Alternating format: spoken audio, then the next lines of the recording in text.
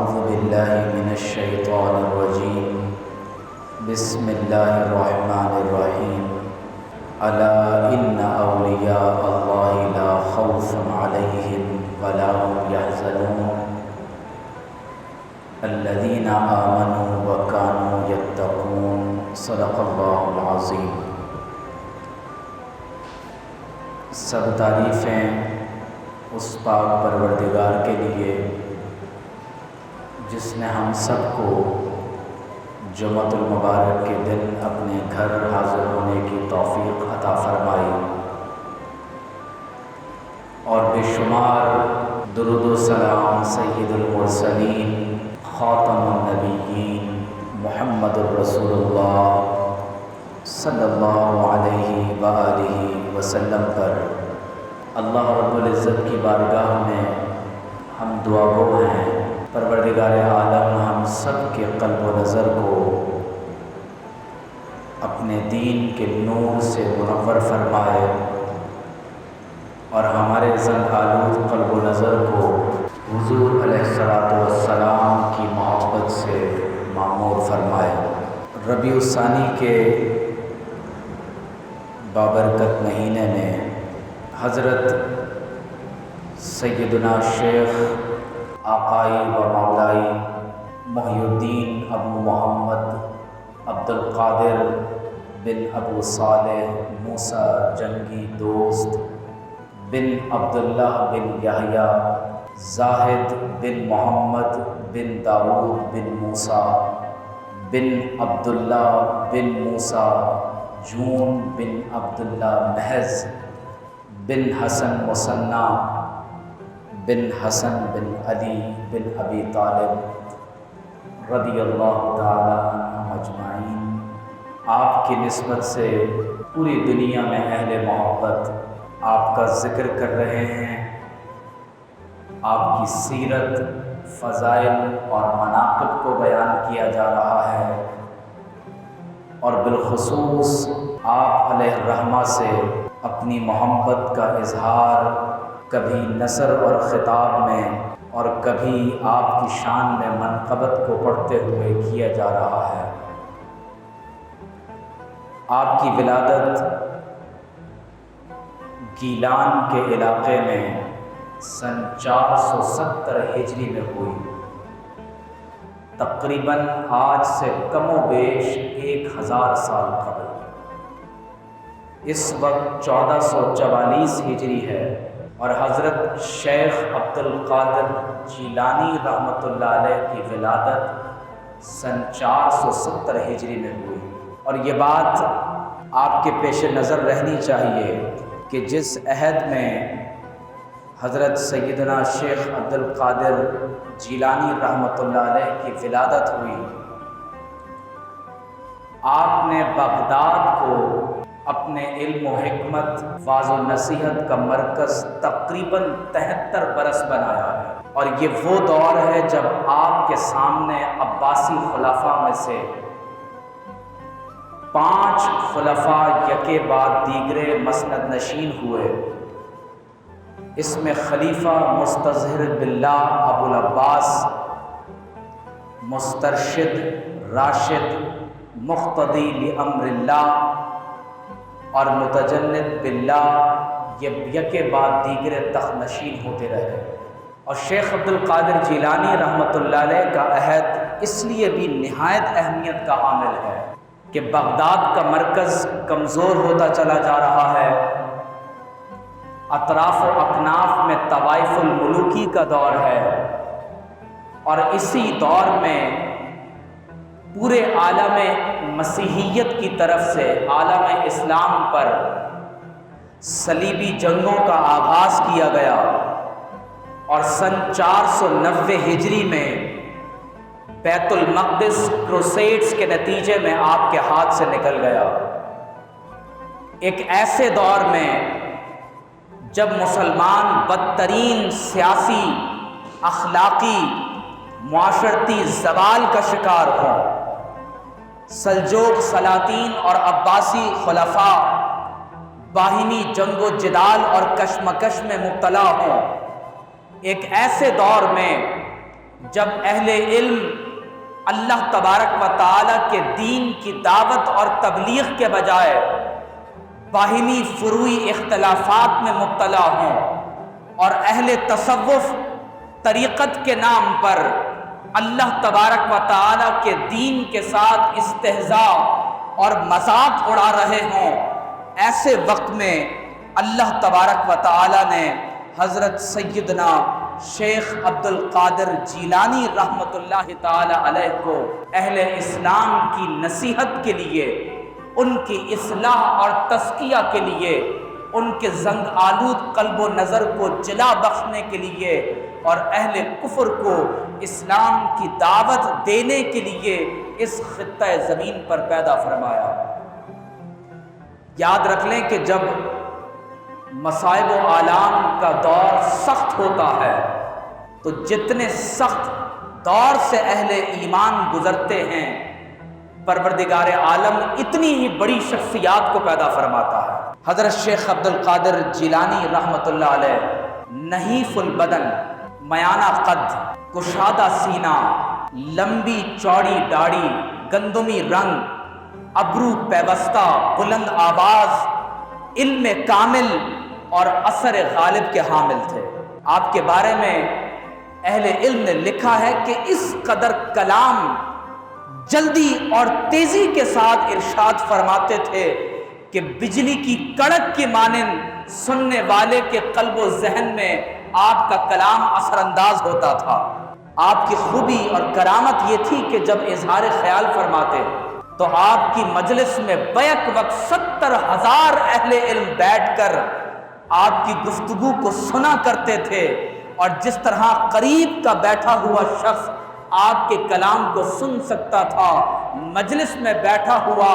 آخری شخص بھی آپ کی گفتگو کو اسی طرح سے سماعت کرتا تھا۔ اور پروردگار عالم نے آپ کو ایسا تبحر علمی عطا فرمایا اور آپ کی نصیحت اور واعظ میں اس قدر اثر پیدا فرمایا کہ اگر غیر مسلم آپ کی گفتگو کو سنتے تو مسلمان ہو جاتے۔ فساق، فجار، ڈاکو، چور آپ کی مجلس میں بیٹھتے تو پروردگار عالم انہیں توبہ کی توفیق عطا فرما دیتا، اور اگر کوئی صاحب قلب و نظر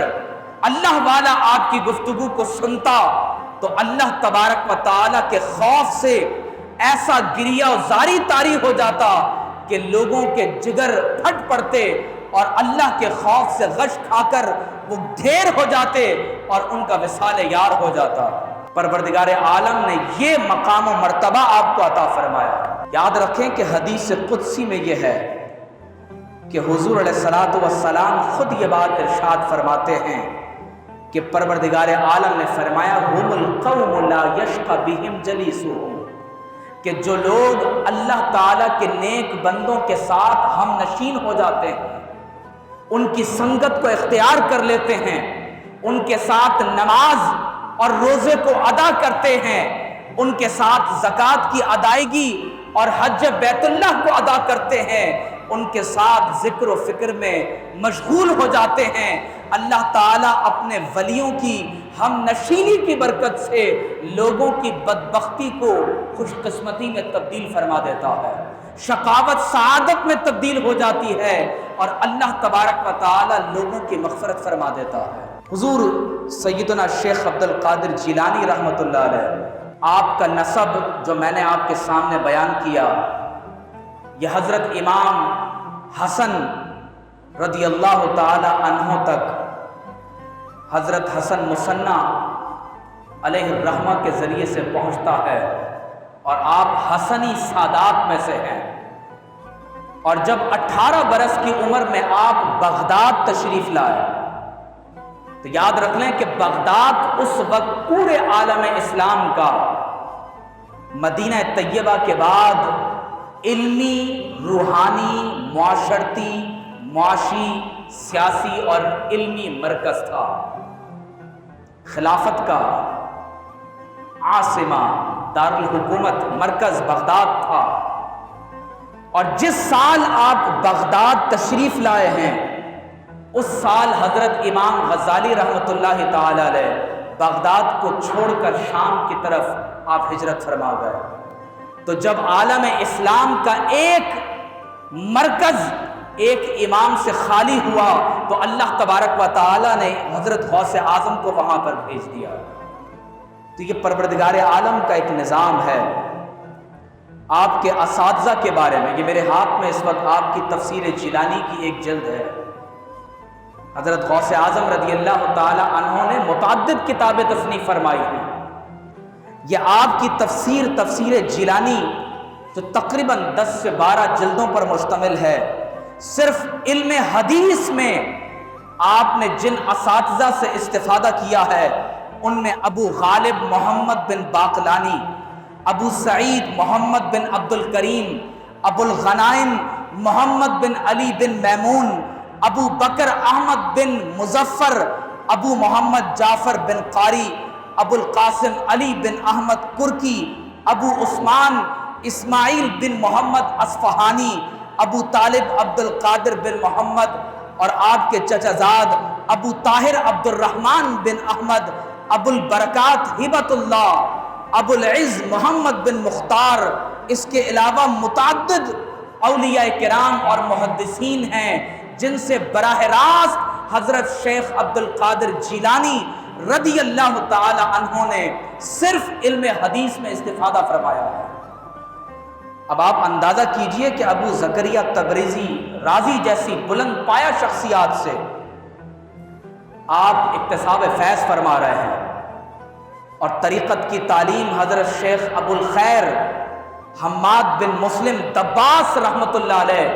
کے خانقاہ میں رہ کر حاصل کی، اور آپ کی تکمیل اور اجازت حضرت قاضی ابو سعید رحمۃ اللہ تعالی علیہ سے ہے۔ حضرت شیخ ابو سعید رحمۃ اللہ علیہ کے مدرسے میں آپ نے اپنی حیات طیبہ میں آپ کو اپنی مسند ارشاد پر بٹھا دیا تھا، اور یہ ان جلیل القدر شخصیات میں سے ہیں کہ جنہوں نے بیک وقت مسند افتاء، مسند درس و تدریس اور مسند ارشاد کو زینت بخشی ہے۔ ہمارے ہاں تاریخ میں بہت کم ایسا ہوا ہے کہ ایک ہی وجود میں اللہ تبارک و تعالی طریقت اور شریعت ان دونوں حقیقتوں کو ایک وجود میں بالعتم جمع فرما دے۔ یہ بہت کم ہوتا ہے۔ حضرت سیدنا جنید بغدادی رحمۃ اللہ علیہ، حضرت خواجہ حسن بصری رحمۃ اللہ علیہ، عہد قریب میں حضور سیدنا پیر مہر علی شاہ رحمۃ اللہ علیہ، اعلیٰ حضرت فاضل بریلوی رحمۃ اللہ تعالی علیہ، حضرت شاہ ولی اللہ محدث دہلوی رحمۃ اللہ علیہ، بہت کم شخصیات ہوتی ہیں جو بیک وقت علم طریقت اور شریعت دونوں کے اپنے عہد کے اندر امام تسلیم کیے جاتے ہیں۔ اور حضرت شیخ عبد القادر جیلانی رحمۃ اللہ تعالی علیہ وہ جلیل القدر شخصیت ہیں جو صرف اپنے زمانے کے نہیں بلکہ تمام تر زمانوں کے طریقت کے بھی امام ہیں اور شریعت کے بھی امام ہیں۔ جب آپ نے درس و تدریس اور واعظ کا سلسلہ شروع فرمایا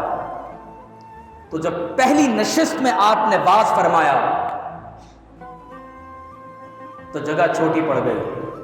مخلصین نے اگلی بار عمارت میں اضافہ کروایا۔ جب آپ نے اس سے اگلی نشست میں خطاب فرمایا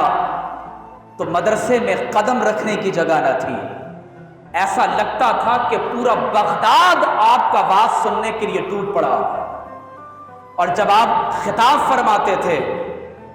تو فیوز یزدانی، فتوح الفتح الربانی آپ کے خطبات کا مطالعہ کیا جائے تو معلوم یہ ہوتا ہے کہ توحید، رسالت، آخرت، اللہ تبارک و تعالی کی محبت پر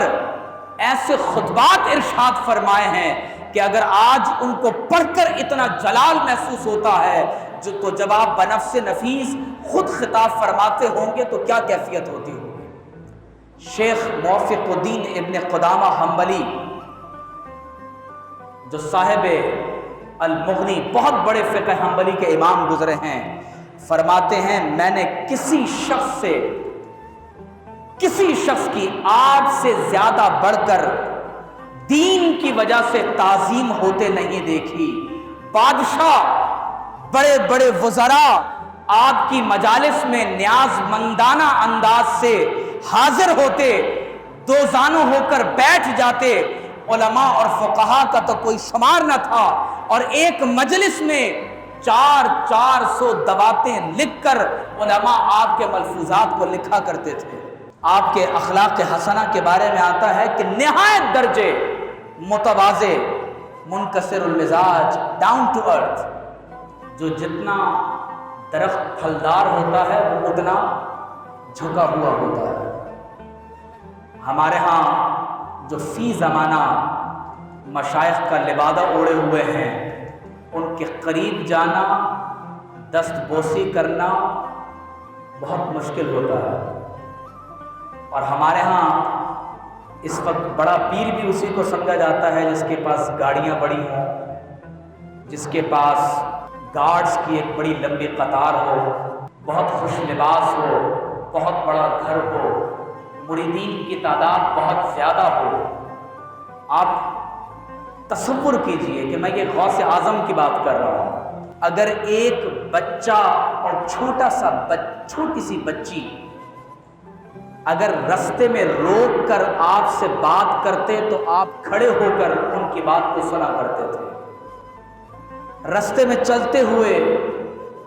شاہراہوں پر بیٹھے ہوئے غربا، مساکین، فقراء کے ساتھ بیٹھ کر خود کھانا تناول فرماتے۔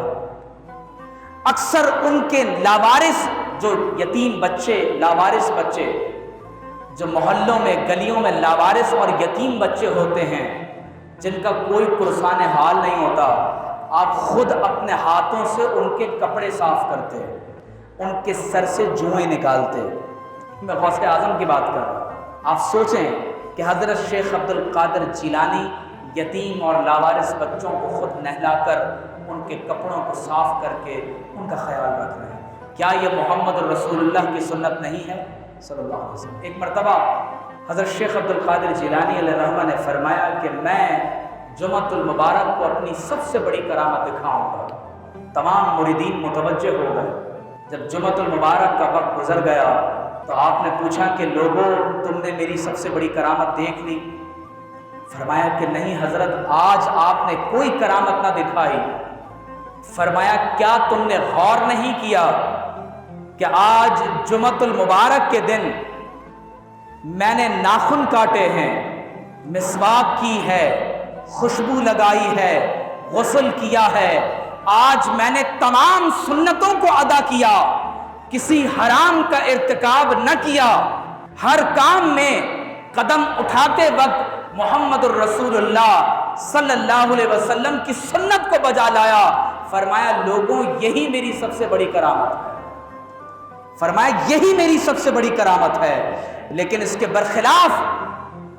اگر کبھی آپ کی مجلس میں کوئی حکومت کا کارندہ آ جاتا، خلیفہ وقت آ جاتا، تو آپ اپنی مسند اور منبر سے اس کی تعظیم کے لیے کبھی کھڑے نہیں ہوتے تھے۔ یہاں تک ابن قدامہ حنبلی اور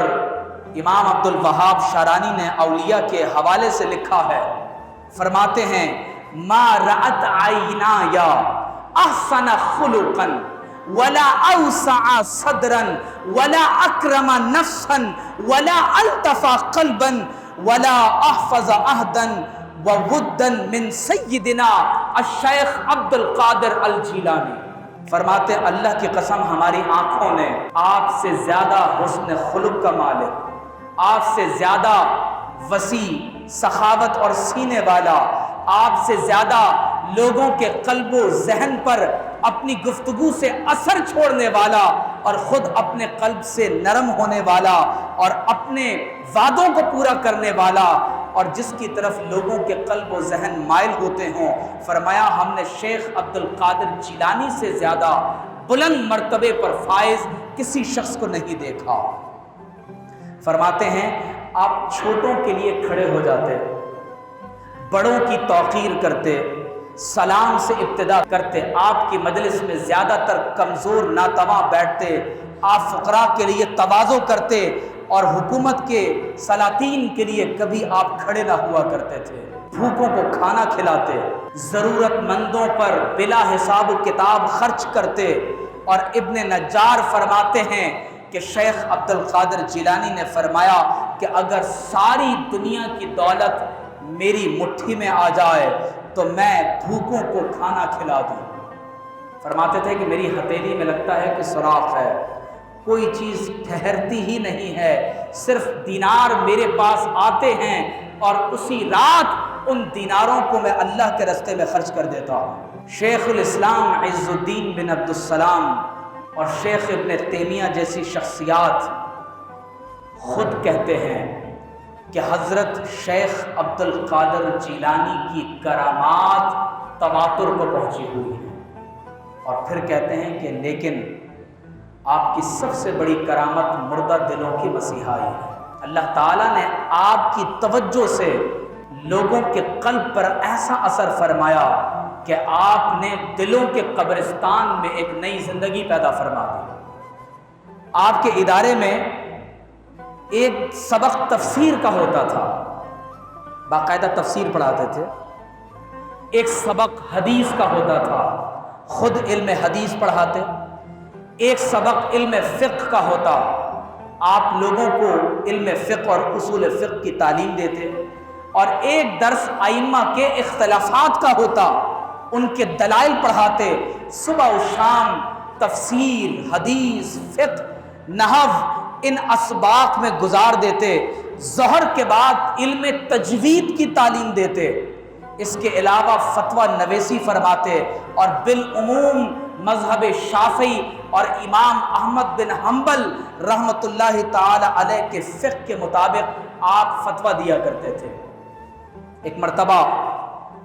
آپ کی خدمت میں ایک استفتاء آیا اور علماء اس مسئلے کا جواب دینے سے قاصر تھے۔ استفتاء یہ تھا کہ ایک شخص نے یہ قسم اٹھا لی ہے اگر وہ ایسی عبادت کرے کہ جس میں عبادت کے وقت کوئی دوسرا اس کا شریک نہ ہو، قسم اٹھا لی اگر میں ایسی عبادت نہ کر سکوں تو میری بیوی کو طلاق ہے۔ اب غصے میں قسم اٹھا لی۔ علماء کے پاس اس مسئلے کا کوئی حل نہ تھا۔ جب شیخ کے پاس استفتاء آیا تو سیدی شیخ عبد القادر جیلانی رحمۃ اللہ علیہ نے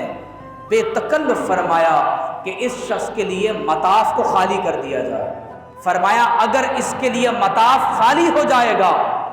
تو اس وقت جب یہ کعبے کا تنہا طواف کرے گا تو روئے زمین پر یہ ایسی عبادت ہوگی کہ اس وقت اس عبادت میں اس کے ساتھ کوئی اور شریک نہ ہوگا۔ علماء نے جب آپ کا یہ جواب سنا تو بے ساختہ داد تحسین دی اور کہا کہ یہی ایک صورت ہے کہ روئے زمین پر اللہ کی کوئی ایسی عبادت کی جائے کہ اس وقت اس عبادت میں اس شخص کا کوئی اور شریک نہ ہوگا۔ آپ کا ارشاد ہے، فرماتے ہیں کہ اگر حدود الہی میں سے، سبحان اللہ، ایک اصول آپ نے عطا فرما دیا۔ فرماتے ہیں اگر حدود الہی میں سے، احکام شرع میں سے کوئی حد ٹوٹ رہی ہے تو سمجھ لو کہ تم فتنے میں پڑے ہوئے ہو اور شیطان تم سے کھیل رہا ہے۔ فرمایا فوراً شریعت کی طرف رجوع کرو، اس کو مضبوطی سے تھام لو، نفس کی خواہشات کو جواب دو، کیونکہ ہر وہ حقیقت جس کی شریعت سے تائید نہ ہو، فرمایا وہ باطل ہے۔ ہر وہ حقیقت جس کی شریعت سے تائید نہ ہو سکے، فرماتے ہیں کہ وہ باطل ہے۔ فرماتے ہیں جب بندہ کسی بلا میں مبتلا کیا جاتا ہے، بڑی قابل توجہ نصیحت ہے، غوث اعظم فرماتے ہیں کہ جب بندہ کسی امتحان میں مبتلا کیا جاتا ہے تو سب سے پہلے وہ خود اس سے نکلنے کی کوشش کرتا ہے۔ جب انسان اس بلا سے، اس مصیبت سے نکلنے کی کوشش کرتا ہے، فرماتے ہیں کہ اگر نجات نہ پا سکے تو مخلوقات میں اوروں سے مدد مانگتا ہے، اور جب مخلوقات سے مدد مانگتا ہے، مثلا بادشاہوں سے، حاکموں سے، دنیا داروں سے، امیروں سے،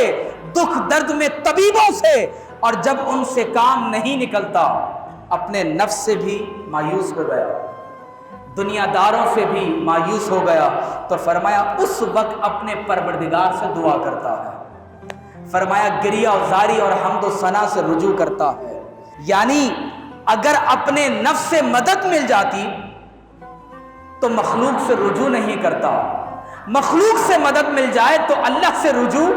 نہیں کرتا۔ فرمایا جب مخلوق اور نفس سے مایوس ہو کر کوئی اللہ کی طرف رجوع کرتا ہے تو پھر اللہ تبارک و تعالی اسے دعا سے تھکا دیتا ہے، اللہ اس کی دعا قبول نہیں کرتا، یہاں تک کہ اس کے تمام اسباب اور علائق منقطع ہو جاتے ہیں، اور جب دل سے غیر اللہ نکل جاتا ہے پھر بندہ خالصتاً اللہ کی طرف متوجہ ہوتا ہے۔ غوث اعظم فرماتے ہیں کہ یہ اللہ کی بارگاہ میں خود کو تفویض کر دینا ہے، یہ توحید کا ایسا مقام ہے کہ جس میں بندے کے دل سے تمام محبتیں نکل جاتی ہیں اور دل میں صرف اللہ تبارک و تعالیٰ کی محبت رہتی ہے۔ آپ کے بارے میں علامہ ابن کثیر فرماتے ہیں کان یأمر بالمعروف وینہی عن المنکر، نیکی کا حکم دیتے برائی سے منع کرتے۔ آپ اندازہ کریں، فرماتے ہیں للخلفاء والوزراء والسلاطین، خلیفہ وقت تین بر اعظموں پر عباسی خلفاء کی حکومت پھیلی ہوئی تھی، بڑے بڑے قاضیوں کو نصیحت فرماتے، والخاص والعام، ہر خاص و عام کو نصیحت فرماتے ہیں کہ یہاں تک کہ کسی ملامت کرنے کی ملامت کا خوف آپ کے دل میں نہ ہوتا، یہاں تک کہ جب خلیفہ مقتضی لامر اللہ نے ایک مرتبہ ایک ظالم جج قاضی ابو الوفا یحییٰ بن سعید کو قاضی القضات بنا دیا، تو آپ منبر پر تشریف فرما ہو کر جمعۃ المبارک کا خطبہ ارشاد فرما رہے تھے، آپ کی موجودگی میں خلیفہ وقت آ کر بیٹھا، آپ کھڑے نہیں ہوئے۔ یہ اہل علم کی شان ہے، جب انسان کے قلب و ذہن میں اللہ اور اس کے رسول علیہ السلام کی محبت جاگزیں ہو جاتی ہے تو خیر اللہ کی محبت اور خوف دل سے نکل جاتا ہے۔ خلیفہ وقت آیا، آپ نے برسر منبر سب کے سامنے خلیفہ سے فرمایا وَلَيْتَ عَلَى الْمُسْلِمِينَ أَظْلَمَ الظَّالِمِينَ ما جوابک عند رب العالمین ارحم الراحمین۔ فرمایا تم نے مسلمانوں پر ایک ظالم اور جابر کو حکمران بنا دیا، قاضی القضات بنا دیا، یہ بتاؤ کل قیامت کے دن جو سب سے بڑھ کر رحم کرنے والا رب العالمین ہے، تم اس کے سامنے کھڑے ہو کر کیا جواب دو گے؟ جب آپ نے خلیفہ وقت سے یہ فرمایا تو ابن کثیر اور مورخین لکھتے ہیں کہ خلیفہ آپ کی یہ بات سن کر اس پر لرزہ طاری ہو گیا، خلیفہ پر لرزہ طاری ہوا اور گریہ کی کیفیت میں اس نے قاضی القضات کو اسی وقت اپنے عہدے سے ہٹا دیا۔ ابن ملقن، امام جلال الدین سیوطی اور دیگر محدثین نے اپنی کتب میں یہ واقعہ لکھا ہے کہ آخر آپ کا خطاب میں اتنا اثر کیوں تھا، آپ کی گفتگو اتنا لوگوں کے قلب و ذہن پر کیوں اثر کرتی تھی؟ ابن ملقن اور دیگر محدثین نے لکھا ہے کہ ایک مرتبہ آپ کو نماز ظہر کے بعد ایک مرتبہ آپ کو حالت بیداری میں محمد الرسول اللہ صلی اللہ علیہ وسلم کا دیدار نصیب ہوا، اور یہ ممکن ہے، بخاری اور مسلم کی حدیث ہے کہ حضور علیہ السلام نے فرمایا من رآنی فی المنام فسیرانی فی الیقظہ، فرماتے ہیں کہ جس شخص نے، حضور نے فرمایا کہ جس شخص نے مجھے حالت خواب میں دیکھا ان قریب وہ مجھے حالت بیداری میں بھی دیکھے گا۔ تو حدیث میں آپ علیہ السلام نے یہ وعدہ فرمایا ہے کہ جو حضور کو خواب میں دیکھتا ہے وہ حالت بیداری میں بھی دیکھے گا۔ تو حضرت غوث اعظم نے حالت بیداری میں حضور کا دیدار کیا، تو آپ علیہ السلام نے فرمایا میرے بیٹے آپ لوگوں سے خطاب کیوں نہیں کرتے؟ تو آپ نے عرض کی یا رسول اللہ صلی اللہ علیہ وسلم میں بغداد کے فصحاء بلغاء کے سامنے کیا خطاب کروں؟ تو حضور نے فرمایا آپ انہیں نصیحت فرمائیں اور اپنا لعاب دہن 7 مرتبہ آپ کے منہ مبارک میں داخل فرما دیا، 7 مرتبہ۔ جب نماز ظہر سے فارغ ہوئے تو حضرت علی المرتضیٰ کی زیارت ہوئی اور آپ نے اپنا لعاب دہن 6 مرتبہ آپ کے منہ مبارک میں داخل کیا۔ تو آپ نے پوچھا کہ اے علی المرتضیٰ، آپ نے 7 مرتبہ داخل کیوں نہ کیا؟ تو آپ نے فرمایا محمد الرسول اللہ صلی اللہ علیہ وسلم کے ادب کی وجہ سے کہ حضور نے 7 مرتبہ تمہارے منہ میں اپنا لعاب دہن شامل کیا، تو میں نے 6 مرتبہ اپنا لعاب تمہارے منہ میں داخل کیا۔ آپ فرماتے ہیں اللہ اکبر، فرماتے ہیں جناب رسول اللہ صلی اللہ علیہ وسلم دین کے لیے دل سوزی، فکر مندی، غوث اعظم فرماتے ہیں اپنے خطبے میں فرما رہے ہیں جناب رسول اللہ کے دین کی دیواریں پے در پہ گر رہی ہیں، اس کی بنیادیں بکھری جاتی ہیں، اے باشندگان زمین آؤ، جو گر گیا ہے اس کو مضبوط کر دیں، جو ڈھہ گیا ہے اس کو درست کر دیں، یہ چیز ایک سے پوری نہیں ہوتی، آؤ ہم سب مل کر اللہ تعالیٰ کے دین کی مدد و نصرت کریں۔ فرماتے ہیں اے سورج تم بھی آ جاؤ، اے چاند تم بھی آ جاؤ، اے دن تم بھی آ جاؤ، اور ہم سب مل کر اللہ تبارک و تعالیٰ کے دین کی نصرت کرتے ہیں۔ اسلام رو رہا ہے ان فاسقوں، بدعتیوں، گمراہوں اور مکر کے کپڑے پہننے والوں اور ایسی باتوں کا دعویٰ کرنے والوں کے ظلم سے جو ان میں موجود نہیں ہیں۔ اپنے سر کو تھامے ہوئے اسلام فریاد کر رہا ہے۔ اپنے متقدمین اور نظر کے سامنے والوں کی طرف غور کرو کہ امر و نہی بھی کرتے تھے، کھاتے اور پیتے بھی تھے، اور دفاتن انتقال پا کر ایسے ہو گئے کہ گویا کہ وہ دنیا میں تھے ہی نہیں۔ فرماتے ہیں تمہارا دل کس قدر سخت ہو گیا، کتا بھی شکار کرنے اور کھیتی اور مویشی کی نگہبانی اور مالک کی حفاظت کرنے میں اپنے مالک کی خیر خواہی برتتا ہے۔ یہ غوث اعظم فرما رہے ہیں، اور اسے دیکھ کر خوشی کا اظہار کرتا ہے، حالانکہ شام کے وقت وہ اسے صرف 1 یا 2 نوالے یا ذرا سے مقدار میں کھانا کھانے کو دیتا ہے۔ فرماتے ہیں تم ہر وقت اللہ کی قسم قسم کی نعمتیں استعمال کرتے ہو، مگر ان نعمتوں کے دینے سے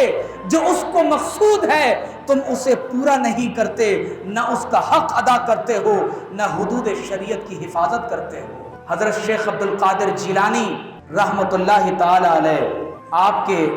ریاضت اور مجاہدات کے اعمال کے بارے میں آتا ہے کہ آپ رحمۃ اللہ تعالی علیہ 40 برس تک، حضرت شاہ عبد الحق فرماتے ہیں 40 برس تک آپ عشاء کی نماز کے وضو سے نماز فجر ادا کرتے رہے۔ اس کا مطلب معلوم ہے آپ کو؟ اس کا مطلب یہ ہے کہ آپ نے 40 برس تک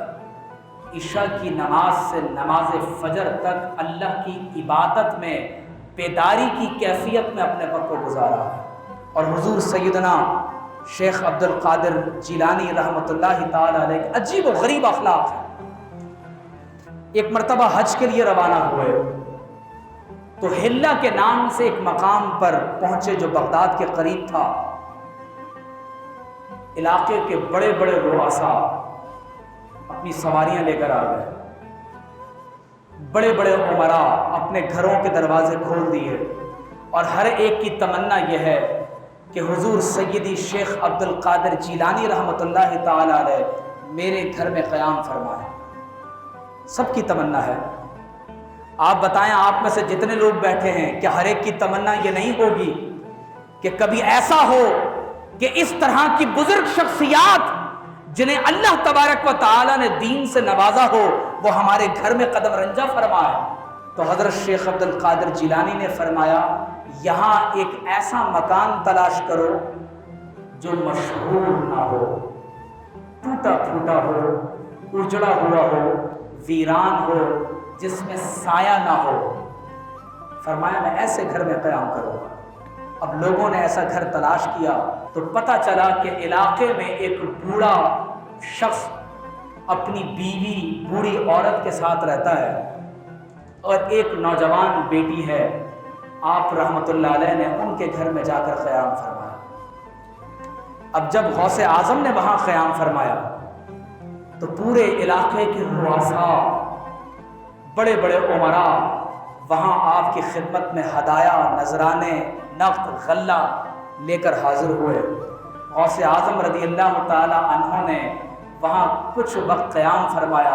اور جب روانہ ہونے لگے تو وہ تمام کے تمام ہدایا، تحائف جو آپ کو ملے تھے وہ تمام کے تمام اس بوڑھے شخص کو عطا کر دیے۔ جب آپ نے عطا کر دیے تو جتنے امراء آئے ہوئے تھے انہوں نے بھی اس بوڑھے کو تحائف دیے۔ تو جب غوث اعظم آئے تھے تو وہ شخص علاقے کا سب سے غریب شخص تھا، جب اس گھر سے جانے لگے تو وہ علاقے کا سب سے امیر ترین شخص بن چکا تھا۔ یہ ان اولیاء کا، مشائخ نے لکھا ہے کہ غوث اعظم بہت ہنسمکھ، فراخ چہرہ، بڑے سخی، انتہائی شرمیلے، اللہ کی محبت میں غرق، بآسانی لوگوں کی بات کو مان لینے والے، نہایت خوش اخلاق، بہت پاکیزہ، صاف، مہربان، شفیق، نرم مزاج، ہم نشین، اور ایک ایسی شخصیت جو ہر وقت اللہ کی محبت میں غمزدہ رہتے ہوں، مصیبت کے ماروں کی مدد کرنے والے ہوں، اور لکھا ہے کہ ہر وقت آپ کی آنکھیں ہمیشہ اللہ کی محبت میں ڈبڈبائی رہتی، اللہ تبارک و تعالی کی محبت میں ہمیشہ ڈرتے رہتے، پر جلال اور پر ہیبت کیفیت میں رہتے۔ آپ مستجاب الدعوات تھے، جو دعا فرما لیتے اللہ تعالیٰ قبول فرما لیتا۔ پوری زندگی کیفیت یہ تھی کہ ایسا لباس پہنتے، مورخین نے لکھا ہے کہ ایسا لباس پہنتے کہ بادشاہوں کو بھی وہ لباس نصیب نہ ہوتا، لیکن پوری زندگی آپ کے پاس صرف ایک ہی جوڑا تھا، نیا لباس خریدتے، پہنتے، اور ایک نیا لباس خرید کر پہنتے اور اس دوسرے لباس کو اللہ کے راستے میں صدقہ کر دیا کرتے۔ صرف ایک جوڑے میں اپنے وقت کو گزارا، اور ایک مرتبہ حضرت خواجہ عبدالحق محدث دہلوی فرماتے ہیں کہ ایک شخص نے خواب میں سرور دو عالم صلی اللہ علیہ وسلم کو دیکھا، تو اس نے پوچھا کہ یا رسول اللہ صلی اللہ علیہ وسلم دعا فرما دیں کہ میرا خاتمہ قرآن اور سنت پر ہو۔ بڑی توجہ سے یہ بات سنیے۔ اس نے عرض کی یا رسول اللہ دعا فرما دیں کہ میرا خاتمہ بالایمان ہو، قرآن و سنت پر ہو۔ تو حضور نے فرمایا تمہارا خاتمہ انشاءاللہ بالایمان ہی ہوگا، تمہارا خاتمہ قرآن و سنت پر ہی ہوگا، اور کیوں نہ ہو کہ تمہارے مرشد اور ہادی حضرت شیخ عبد القادر جیلانی ہیں، تمہارے مرشد اور ہادی حضرت شیخ عبد القادر جیلانی ہیں۔ جب آپ کے وصال کا وقت قریب آیا، 11ویں شریف آپ کے وصال کی نسبت سے ہے، اور میں ایک بات آپ کو یہاں بتاتا چلوں، 470 ہجری میں آپ کی ولادت ہوئی، 490 ہجری میں کروسیڈرز نے کروسیڈز پورے عالم اسلام پر مسلط کی، صلیبی جنگوں کا دور ہے۔ میں سیاسی نقشہ آپ کے سامنے کھینچ چکا ہوں، کس طرح سلجوق حکمران اور بغداد کے خلفاء کے درمیان میں جنگ و جدال کی کیفیت ہے، مسلمان بے حیائی اور بے شرمی میں مبتلا ہیں، لوگوں کے قلوب زنگ آلود ہو چکے ہیں۔ ایسی کیفیت میں جب پورے عالم اسلام پر صلیبی جنگوں کے حملے ہو رہے ہوں، بیت المقدس آپ کے ہاتھ سے نکل جائے، اور 622 ہجری میں ہلاکو خان چنگیز خان کا پوتا اس نے بغداد کو تاخت و تاراج کیا ہے، ایسے عہد میں 70 برس غوث اعظم نے بغداد میں صرف کیے ہیں، اور 70 برس میں آپ نے اس امت مسلمہ کی 7 نسلوں کی تربیت فرمائی ہے۔ آپ کو معلوم ہے کہ آپ کی بغداد یونیورسٹی سے قادریہ یونیورسٹی، غوث اعظم کے مدرسے کا نام مدرسہ قادریہ، آج کی زبان میں قادریہ یونیورسٹی، مڈل ایسٹ کی 400 یونیورسٹیز آپ کی ادارے سے ایفیلیٹڈ تھی، براہ راست ان کی تربیت فرماتے تھے، اور شیخ نجم الدین اپنے چھوٹے بیٹے کو غوث اعظم کی خدمت میں بچپن میں لے کر آئے۔ آپ نے ایسی توجہ فرمائی، اس بچے پر ایسی نگاہ فرمائی، اور 70 برس بغداد میں اسلام کی تبلیغ کرتے رہے کہ جب 583 ہجری میں یہ بچہ بڑا ہوا، اسے دنیا سلطان صلاح الدین ایوبی کے نام سے جانتی ہے۔ سلطان صلاح الدین ایوبی رحمۃ اللہ علیہ کے ارد گرد جو لڑنے والی فوج ہے، یہ دراصل حضور سیدنا غوث اعظم رضی اللہ تعالی عنہ کے زیر تربیت یا آپ کے خلفاء کے زیر تربیت افراد ہیں۔ اسے کہتے ہیں انسان سازی، اسے کہتے ہیں کردار سازی، اور یہ اسی وقت ہوتا ہے کہ جب انسان کے اندر وہ طلب پیدا ہو جائے، تنہائی کا تعلق اللہ اور اس کے رسول سے ایسا قائم ہو جائے کہ پھر آپ کے کہے ہوئے الفاظ لوگوں کے قلب و نظر پر اثر انگیز ہو جائیں۔ حضور سیدنا شیخ عبد القادر جیلانی کی روحانی خدمت ہے بیت المقدس کے فتح ہونے میں۔ میں اپنی گفتگو کے آپ کے وصال کے واقعے پر ختم کر رہا ہوں۔ آپ کے صاحبزادے حضرت شرف الدین عیسیٰ فرماتے ہیں کہ جب آپ اس مرض میں مبتلا ہوئے جس میں آپ کا وصال ہوا، تو آپ کے صاحبزادے شیخ عبد الوہاب نے آپ سے عرض کی مجھے کوئی وصیت فرما دیں۔ تو آپ نے فرمایا ہمیشہ اللہ سے ڈرتے رہنا، اللہ کے سوا کسی سے نہ ڈرنا، اور اللہ کے سوا کبھی کسی سے امید نہ رکھنا، اپنی تمام ضروریات اللہ کے سپرد کر دینا، صرف اسی پر بھروسہ رکھنا، صرف اسی کے آگے دستے سوال دراز کرنا، اور اللہ کے سوا کسی پر بھروسہ نہ کرنا۔ اور پھر فرماتے ہیں اللہ اکبر، فرماتے ہیں کہ میرے پاس اس وقت وصال کے وقت تمہارے علاوہ اللہ کے فرشتے بھی موجود ہیں۔ فرماتے ہیں ان کے لیے جگہ خالی کر دو، ان کے ساتھ کا ادب کرو، یہاں اللہ کی رحمت کا نزول ہو رہا ہے۔ اور پھر آپ نے فرمایا ان کے لیے جگہ تنگ نہ کرو۔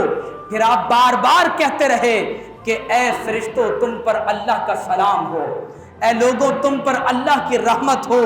تم پر اللہ کی برکت ہو، اللہ تمہاری بھی مغفرت فرمائے، اللہ تعالیٰ میری بھی مغفرت فرمائے، اللہ تمہاری بھی توبہ قبول فرمائے، اللہ میری بھی توبہ قبول فرمائے۔ پوچھا حضرت آپ کو جسم میں کہاں تکلیف ہو رہی ہے؟ فرمایا میرے کل اعضاء میں تکلیف ہے، لیکن میرے دل میں کوئی تکلیف نہیں، میرا دل اس وقت اللہ تعالیٰ کے ساتھ ہے۔ فرمایا جب آپ کا آخری وقت آیا تو فرمایا میں صرف اللہ سے مدد چاہتا ہوں، اللہ کے سوا کوئی معبود نہیں، جس کے فوت ہونے کا کوئی اندیشہ نہیں۔ کل من علیہا فان، جو کچھ زمین پر ہے وہ سب فنا ہو جائے گا، وَيَبْقَى وَجْهُ رَبِّكَ ذُو الْجَلَالِ وَالْإِكْرَامِ، اور صرف تمہارے پروردگار عالم کا نام باقی رہ جائے گا جو ذوالجلال والاکرام ہے۔ اور پھر کلمہ پڑھا بآواز بلند، آپ بھی پڑھیں لا الہ الا اللہ محمد الرسول اللہ صلی اللہ علیہ وسلم۔ اور پھر آپ نے کلمہ طیبہ پڑھا، اور آپ کے صاحبزادے فرماتے ہیں اور پھر 3 بار آپ نے بآواز بلند کہا اللہ، آپ بھی بآواز بلند کہیں اللہ اللہ۔ آپ کی آنکھیں بند ہو گئیں، آپ کی مبارک زبان تالو سے چپک گئی، انا للہ و انا الیہ راجعون، اس جسم اور روح کا تعلق منقطع ہو گیا۔ حضرت سیدنا شیخ عبد القادر جیلانی رضی اللہ تعالی عنہ کی زندگی کا پیغام یہ ہے کہ ہم ان اولیاء کاملین سے محبت کریں، ہم اللہ کے ولیوں سے محبت کریں۔ یہ محبت، ان اولیاء کی محبت اپنے بچوں کے دلوں میں داخل کریں۔ میں نے یہ دیکھا ہے کہ جو لوگ خود بھی اللہ کے دوستوں سے دور ہوں، ان کی نسلیں اللہ کے دوستوں سے اور اللہ کی دوستی سے دور ہو جاتی ہیں۔ کیوں؟ کیونکہ جب اولاد باپ کو دیکھتی ہے کہ یہ اولیاء کا، نیک بندوں کا، اللہ کے دوستوں سے دوستی کا اظہار نہیں کرتا، اولیاء کی، اللہ کے بندوں کی، دوستوں کی بے ادبی کرتا ہے،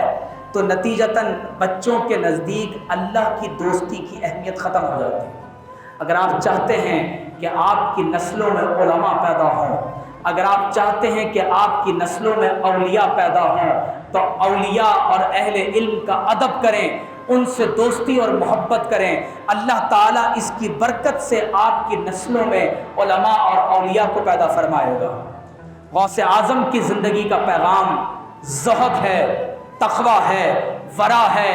دل کو دنیا سے آزاد کر لینا ہے، توحید اور رسالت کا، حضور کی محبت، اللہ تعالیٰ پر اعتماد اور بھروسے کا ایک ایسا ابدی پیغام ہے کہ آج بھی امت مسلمہ کو، بالخصوص اہل پاکستان کو، اسی پیغام محبت کی ضرورت ہے۔ غوث اعظم کے دور میں بھی اسی طرح امت میں انتشار تھا، اہل طریقت جھوٹے دعوے کر رہے تھے، علماء درباری ہو گئے تھے، اور اہل حکومت باہمی جنگ و جدال میں مبتلا تھے، جبکہ آپ کے اطراف میں ایشیائے کوچک سے، صحرائے گوپی سے منگول اٹھ کر ایک طوفان کی طرح عالم اسلام کو تاخت و تاراج کر رہے تھے، دوسری طرف صلیبی جنگوں کے خطرات منڈلا رہے تھے، قبلہ اول آپ کے ہاتھ سے نکل گیا تھا۔ آج بھی ایسے حالات ہیں، ضرورت اس امر کی ہے کہ غوث اعظم کے اس محبت کے پیغام کو، اللہ سے دوستی کے پیغام کو، رجوع اللہ کے پیغام کو زندہ کیا جائے اور آپ کی تعلیمات پر عمل کیا جائے۔ اللہ تبارک و تعالی ہم سب کو آپ کے فیضان سے منور فرمائے۔